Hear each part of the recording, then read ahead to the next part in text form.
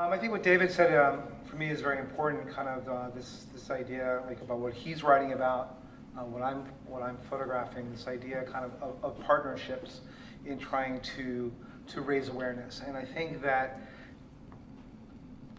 is specifically true with my work and what my sister Alana is doing with Generation Human Rights. It's a very interesting and very important motivating factor for me, in that the work that I've done in the past, from Bosnia to Afghanistan to Darfur, and work that I will most likely do in the future, has another home, has another place to go once it leaves sort of the pages of traditional media.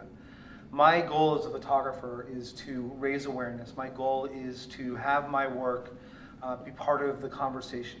And my goal is for that work to basically put a human face on numbers like 800,000 people killed in Rwanda, millions of refugees from Darfur. Sometimes when we have those numbers, they're so abstract that it's almost impossible to appreciate them.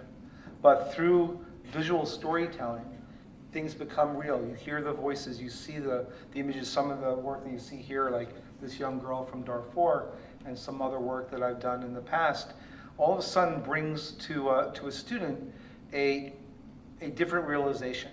I think also the fact that this work is in color, work from the Bosnian genocide in Srebrenica, from Rwanda, from Darfur, 3 genocides that I've covered in my career, that it's in color, brings it to today. Students, when they study the main subject is the Holocaust, and they look at primarily grainy black and white photos, and they're like, oh, that's a long time ago and I can't really register, that has nothing to do with me today.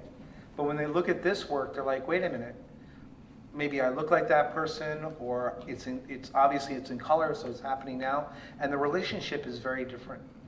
And this is incredibly important for me, in that this work is able to affect generation after generation to come, in that hope that there will be lessons learned, that things will be different, that the children that will be studying in the Telling History Project will, when they get to the position of power, whether it's simply walking into a voting booth or running for office or donating money or just having conversations and becoming an educated constituency, will have the power to make things different. We've all, as the generations that are responsible for Darfur and Bosnia and Rwanda, have to hope that the next generations coming will not allow these things to happen. And obviously, it's not going very well. We have Syria, obviously, in horrific conditions. We're watching Ukraine in slow motion, starting to enter kind of where Yugoslavia was 20 years ago.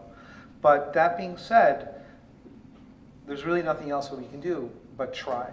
And it's really at that level of education, of getting that next generation to understand the potential for what can go wrong and for the potential for what can go right, that things can hopefully be better for all of us. So I appreciate your support for this project. I think it's incredibly important, and it can really have impact that will affect not only the students in this country, but people around the world, because we all understand, especially as New Yorkers, that this world is very interconnected, and what happens in faraway places like Afghanistan can affect us here at home. Thank you very much.